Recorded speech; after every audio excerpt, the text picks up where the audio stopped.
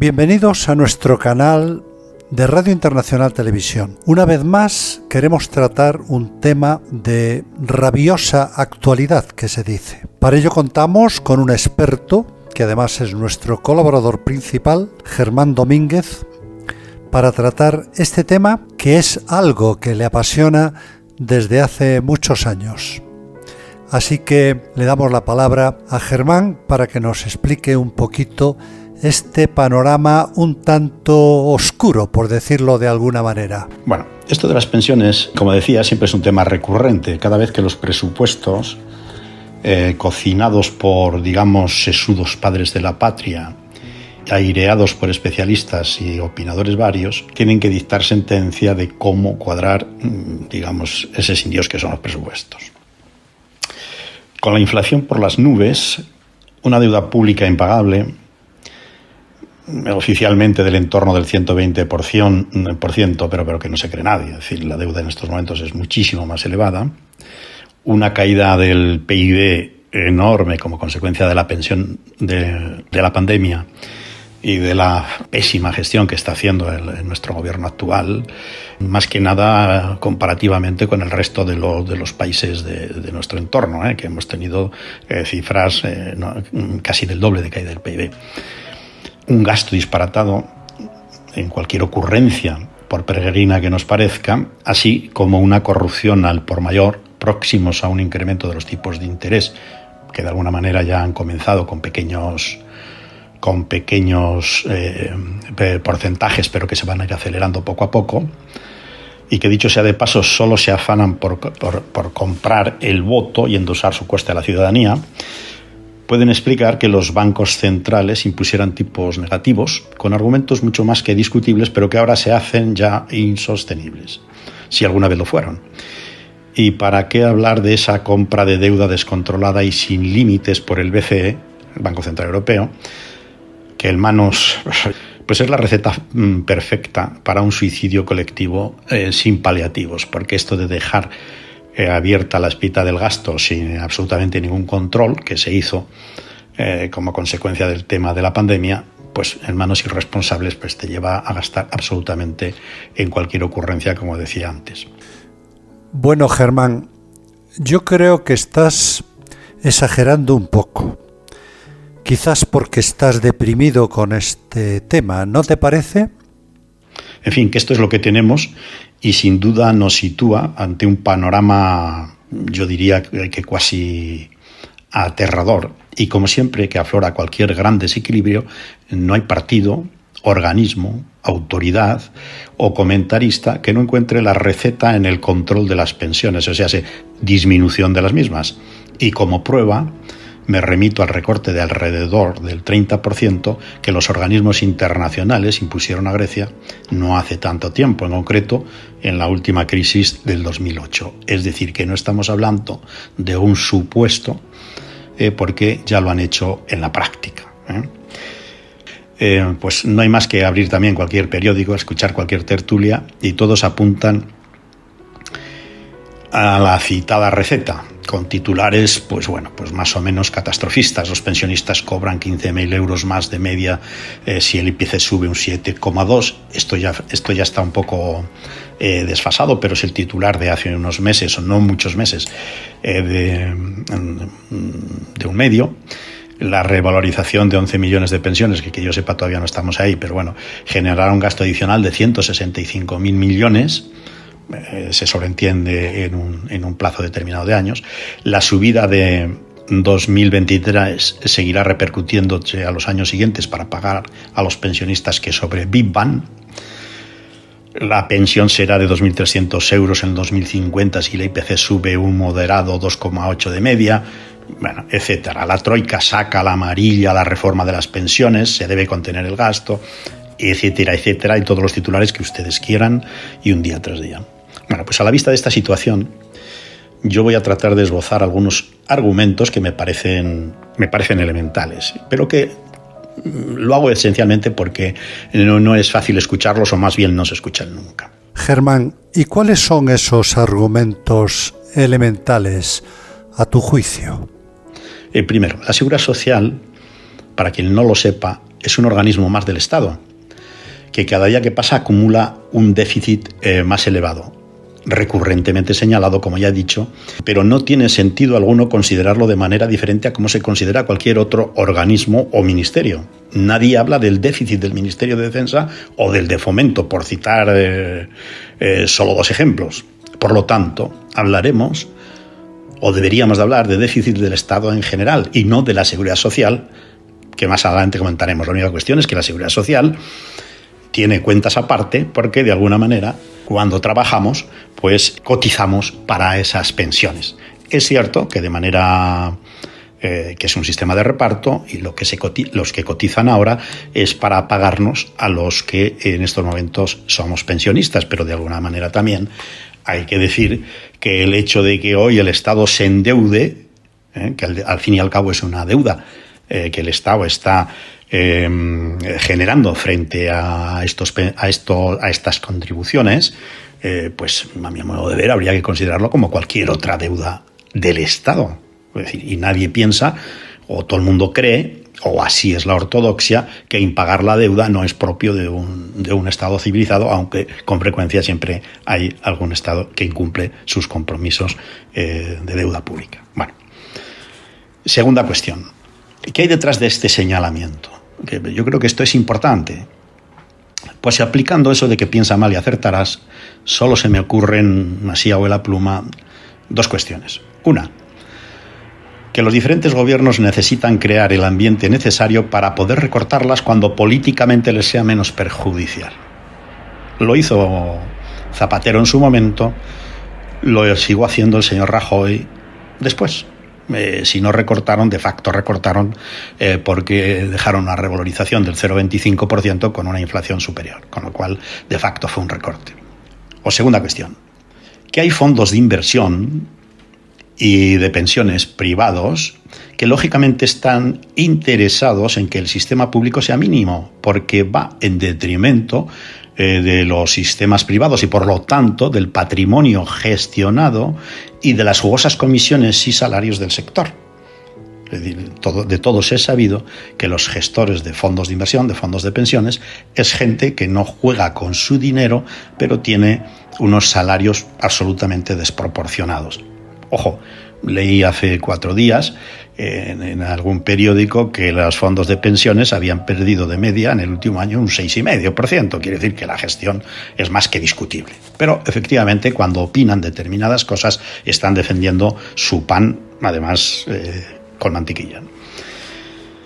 Tercera cuestión que se me ocurre. La Seguridad Social, considerada aisladamente y como pretende todo el mundo con los intereses anteriormente citados, es un sistema con un balance altamente positivo, cuestión que la gente desconoce, y no negativo. La última vez que lo miré, es cierto que hace ya un par de años o así, estaba en un saldo positivo de en torno a 17 mil millones de euros anuales. O sea, que no es negativo como nos están diciendo. Cuarta cuestión. ¿Por qué ese capítulo del presupuesto se dice que acumula un déficit tan elevado? Pues yo creo que es bastante simple.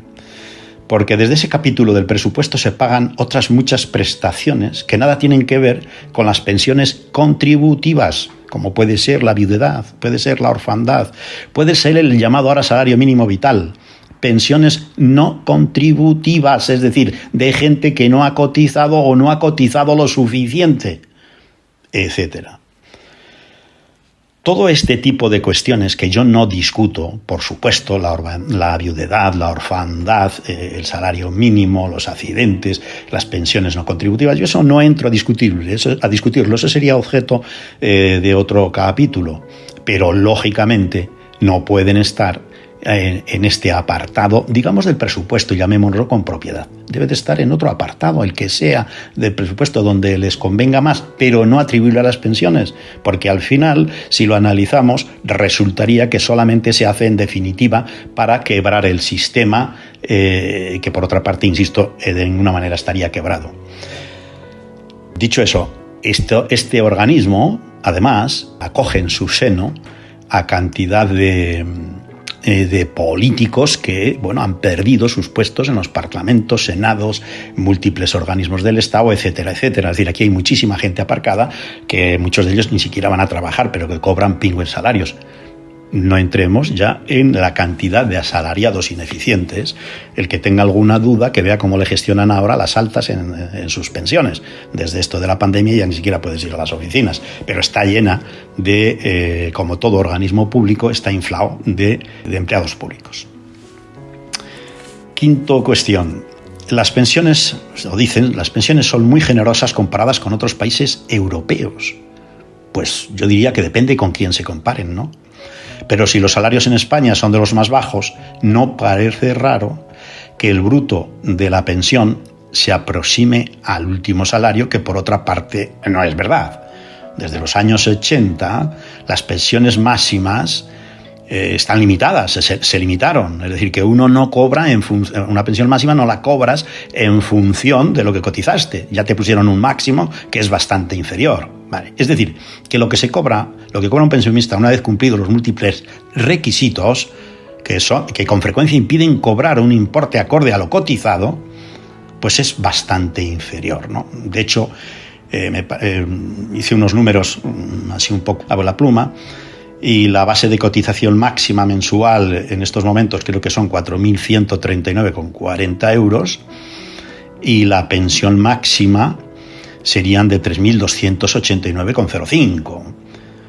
Y a este importe hay que deducirle el IRPF de algo más del 20% a las pensiones máximas, que limita esta pensión a 2.631 por 12 pagas.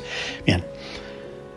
Y este 20% queda en Hacienda, es decir, lo cambian de capítulo. Bueno, yo creo que si tú dejas a alguien que dices, bueno, a efectos de contribuir a la viabilidad y a que no se incremente el déficit, pues bien, a usted le quitamos ese 20%, bueno, si consideramos que tienen que pagar también impuestos, pero que se queden en la seguridad social, no se lo pasamos a Hacienda, no lo pasamos a otro capítulo, digamos, del presupuesto. Que aquí hay más que trampas.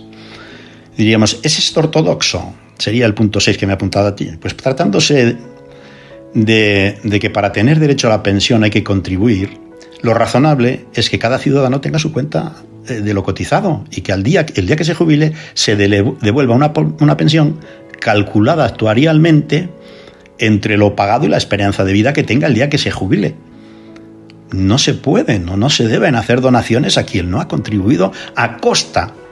Vuelvo a insistir en el concepto, que todas estas cuestiones sociales en las que un Estado, digamos, con una cierta homogeneidad, con un cierto criterio de contribuir a que todo el mundo tenga un mínimo vital, cosa con la que yo estoy de acuerdo, pero que no sea a cargo de este capítulo. Si lo hacemos a cargo de este capítulo, bueno, deduciremos que el que ha contribuido, pues al menos habría que preguntarle si está de acuerdo en ceder una parte de su pensión o de lo que correspondía a su pensión en favor de los que, bueno, por unas razones o por otras, no han contribuido. Unos simplemente porque no les ha dado la gana trabajar y otros porque no han podido. Esa es la realidad, porque mucha gente, oye, pues son despedidos, etcétera, etcétera, y llega un momento en que entran en una precariedad de contribución, bueno, pues que no les permiten tener una pensión razonable. Germán, el panorama no es muy alentador. Entonces, ¿cuál sería la actuación, por ejemplo, sobre las pensiones mínimas de los que hablan los políticos, encomendándose siempre a San Voto?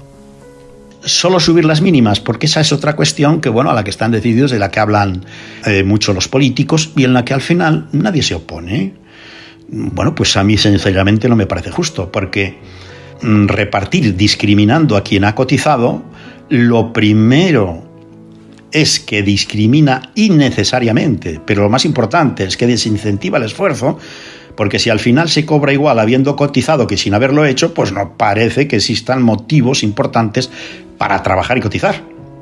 Aparte de que se producen otras injusticias, como por ejemplo un matrimonio al que ambos hay que complementarles, por ejemplo, la pensión, porque ninguno de los dos cotizó lo suficiente, pues llegan a cobrar más que alguien que ha cotizado cantidad de años y encima se la han recortado.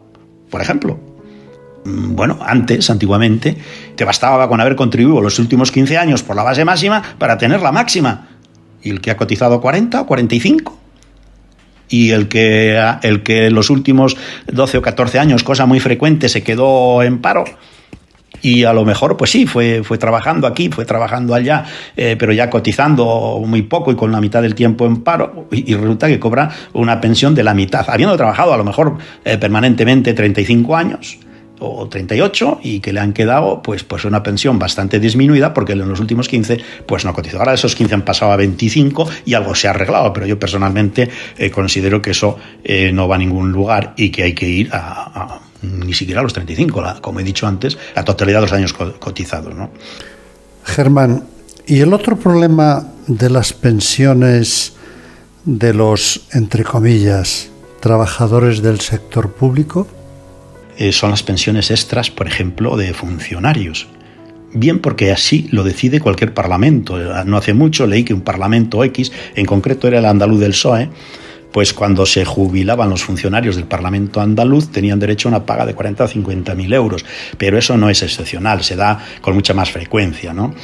Insisto, se puede hacer a través de una sustanciosa paga al final de la vida laboral o mediante cotizaciones por parte de cualquier organismo público que sí han cotizado al sistema, pero es siempre a cargo del presupuesto público. Es decir, ¿con qué derecho?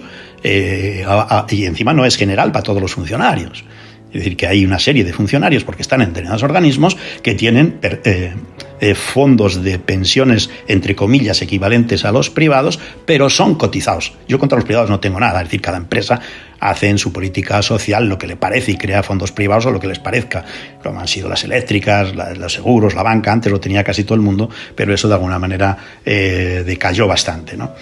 Pero lo más brutal, aparte de estos funcionarios, son expresidentes de comunidades autónomas, otros cargos públicos, defensores del pueblo, etcétera, etcétera. Todos los que ustedes quieran, que tienen unas pensiones que, bueno, pues no están sometidas a de las máximas. Ya no digamos los parlamentarios, que tienen derecho a la máxima con haber cotizado, me parece que son 2 legislaturas, es decir, 8 años. En fin, me parece una cosa un poco realmente abusiva y realmente que estemos en esta discusión.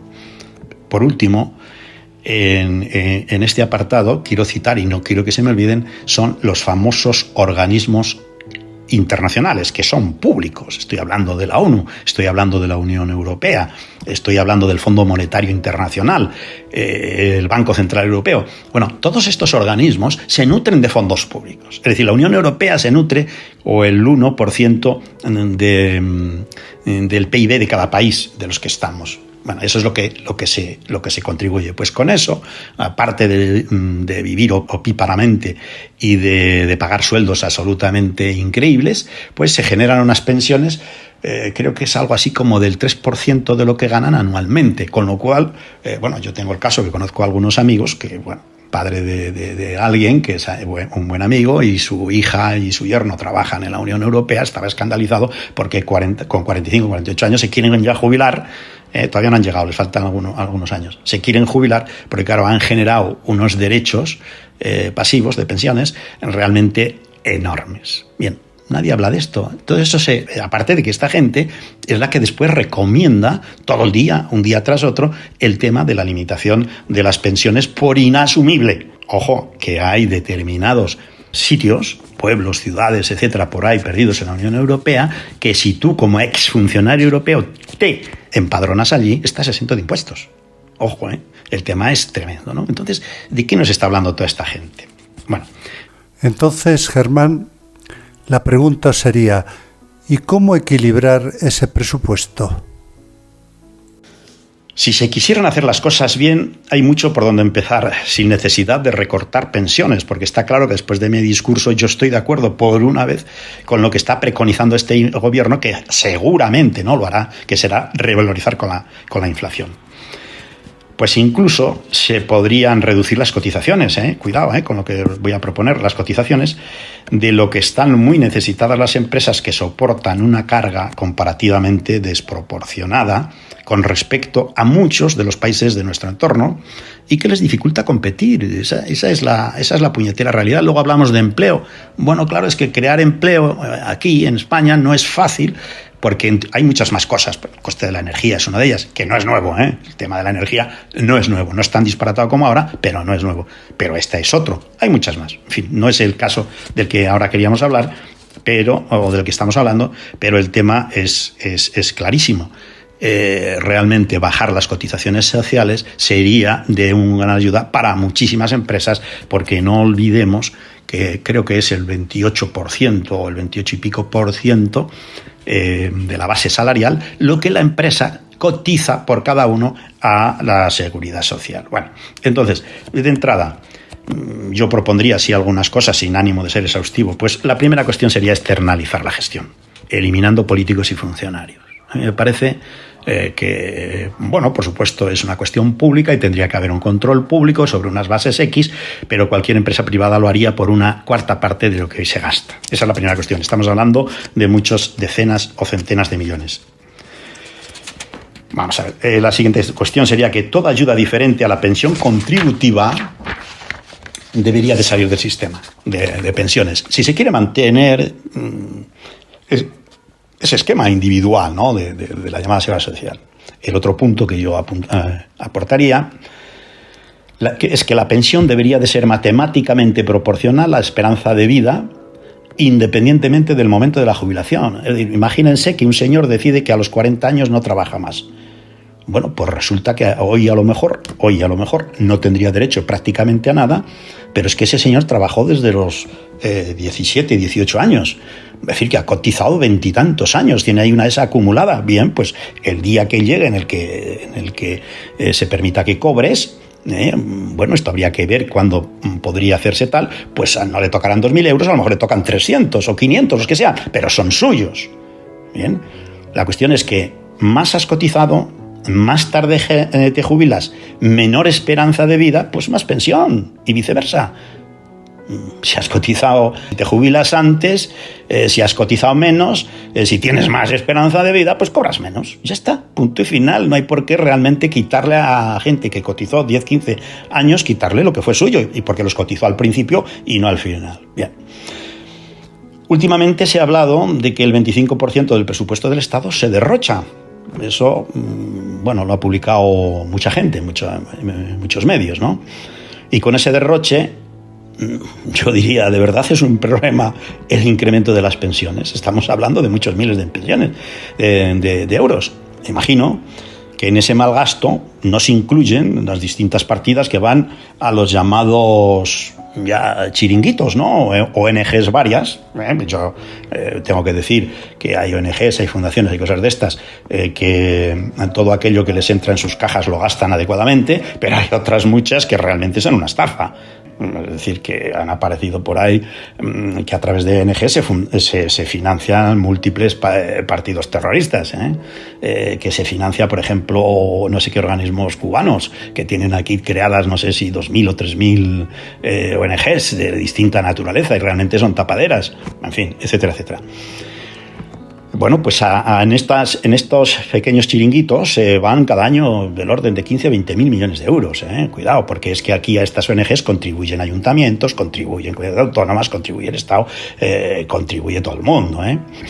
Bueno, no les entro ya en eso que llaman el organismo ese de cooperación internacional, ¿vale? Que es recuerdo que se suscitó una discusión entre cuando lo llevaba una señora que se llamaba Leire Pajín, que luego después fue ministra, y su jefe era el señor Moratinos al frente del Ministerio del Exterior.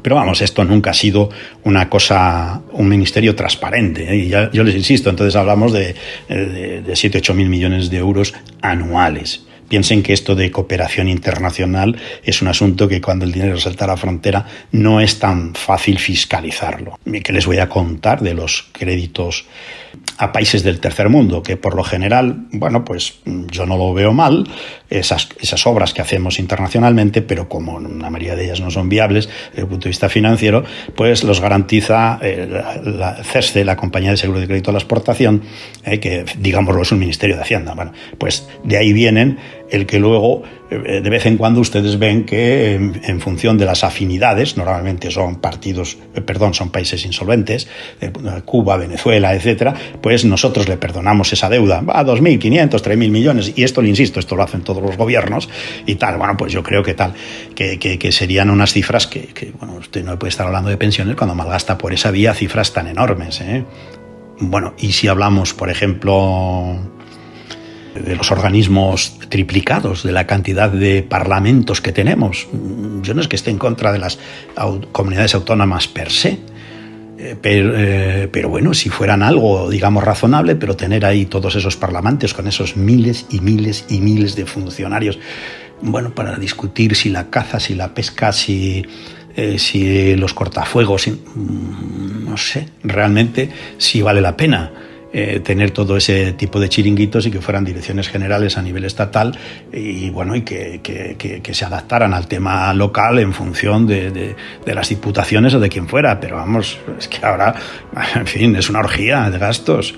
Bueno, no les cuento el tema este del cupo vasco y navarro, que es una estafa realmente de la que nadie quiere hablar.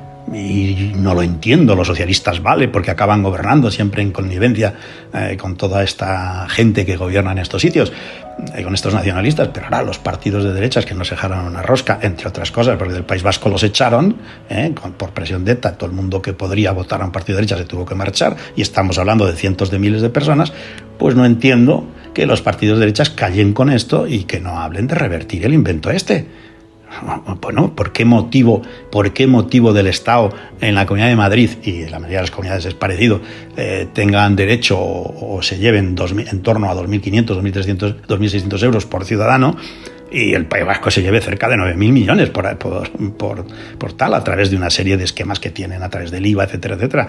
Realmente, bueno, estas cifras que salen por ahí de 400.000 políticos, yo ya sé que más de la mitad es gente que ni siquiera cobra, porque están aquí concejales, alcaldes de pequeños pueblos, que esta gente normalmente no cobra. Pero bueno, ojo, que ahora ya han empezado a cobrar incluso gente de pueblos de 1.000 habitantes, ya cobran algo, y luego a través de las diputaciones, etcétera, etcétera. Bueno, coches oficiales, todo tipo de cosas. Entonces, realmente el problema son las pensiones. ¿De qué estamos hablando, hombre? Seamos serios con este tema. En fin, pues, ya por último voy a leer algo de Juan Francisco Martín Seco, que es un hombre al que yo leo, es fundamentalmente de tendencia de izquierdas, pero bueno, escribe en La República, en un digital que se llama república.com, y yo realmente algunas veces leo sus artículos, algunas no estoy de acuerdo, pero es cierto que a mí me parece que escribe siempre desde la honestidad, ¿no? Y dice algo así como, no actualizar las pensiones constituye un tributo, y uno de los peores, puesto que incide en su totalidad sobre los estratos sociales más bajos de la población. En contra de lo que se dice ahora, no hay pensiones altas. Las pensiones máximas están plafonadas desde principios de los 80. Si hay jubilados con rentas elevadas, no son precisamente a causa de las pensiones, sino de otros ingresos. Que eso también debería ser objeto de cómo está el tema fiscal sobre los patrimonios, la mayoría de las veces bastante pequeños, que uno se ha hecho de cara a la jubilación y que ahora están sometidos a todo tipo de impuestos. Vale. Continúa Juan Francisco Martín Seco. La no actualización de las pensiones por la inflación constituye un verdadero impuesto. La subida de precios reduce la cuantía real de las prestaciones e incrementa, y en mayor medida, la recaudación tributaria. Una vez más, los gastos y los ingresos tienden a confundirse. Así ocurre con las pensiones. Reducir el gasto, disminuir las prestaciones reales, que a eso se reduce la no actualización conforme a la inflación, es equivalente a imponer un gravamen. Además, en las circunstancias actuales, teniendo en cuenta la descontrolada inflación, resulta muy discutible que lo que haya que perseguir sea el incremento de la demanda.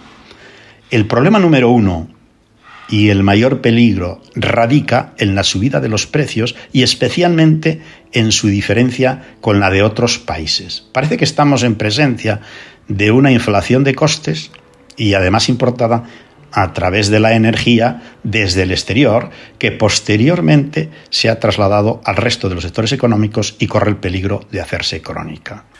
Muchas gracias, Germán, por este excelente análisis, además exhaustivo, sobre la cuestión de las pensiones. Me gustaría hacer dos consideraciones finales.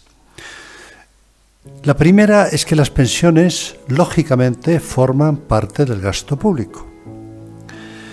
Y la segunda es que el gasto público es, dicho en términos normales, para que no se entiendan, el gasto público es la madre del cordero. Porque en el gasto público es donde está el voto. Si tú, como gobierno, construyes hospitales, universidades en cualquier provincia o en cualquier población importante, carreteras, dotas de muchos servicios, algunos discutibles, claro, eso a la gente le agrada, a todo el mundo le agrada que una autopista o que el AVE o que las carreteras pasen prácticamente al lado de su residencia o de su domicilio. Ese samvoto es lo que rige normalmente a los gobernantes. Pero aquí, a mi juicio, se plantea una disyuntiva que es malévola, porque la izquierda en general, cuando digo la izquierda me refiero al Partido Socialista y a los distintos nombres de los partidos comunistas, la izquierda siempre aumenta el gasto público, porque a través del gasto público, que es una ofrenda, repito, a San Voto, piensan que van a conseguir votos, y en las democracias, como no puede ser de otra manera, cualquier voto vale igual que el otro. Es decir, la persona más iletrada, menos estudiada, que no tenga preparación ni política ni social, incluso los marginados, el voto suyo, como dignidad que tienen como persona humana, vale exactamente igual que el de un marqués, el de un conde o el de un catedrático o miembro de la Real Academia Española, por citar algunos oficios o empleos. Entonces, al aumentar el gasto público, hay una cosa que es evidente. Para solucionarlo, que normalmente en este vaivén de gobiernos de izquierda, gobiernos de derecha, que no, se van alternando, cuando entra un gobierno de derechas tiene una disyuntiva que yo he dicho malévola, porque ante ese exceso de gasto público tiene o bien que subir los impuestos, y ahí toda la izquierda empieza a meterse con la derecha diciendo, ven ustedes cómo la derecha sube impuestos. Claro, tiene que subir impuestos para hacer frente al gasto público, porque hay un principio financiero, jurídico, que dice, nadie gasta lo que no tiene. Si tú estás gastando lo que no tienes, es porque alguien te lo ha prestado de fuera, y luego hay que subir impuestos para devolver esa deuda pública o para poder financiar ese gasto público. Y en segundo lugar, dentro de esa alternativa o disyuntiva malévola que digo yo, es la primera, hemos dicho, subir los impuestos, y la segunda sería bajar el gasto público innecesario. Y ahí otra vez la izquierda vuelve a decir, ven ustedes cómo la derecha no se preocupa de las políticas sociales y baja los gastos públicos. Es decir, detrás de este juego político está esa disyuntiva malévola que se podría resumir en la moneda al aire: si sale cara, gano yo, y si sale cruz, pierdes tú. Muchas gracias por oírnos, cuídense y sean muy felices. Les habló Alberto Atanes, Radio Internacional Televisión.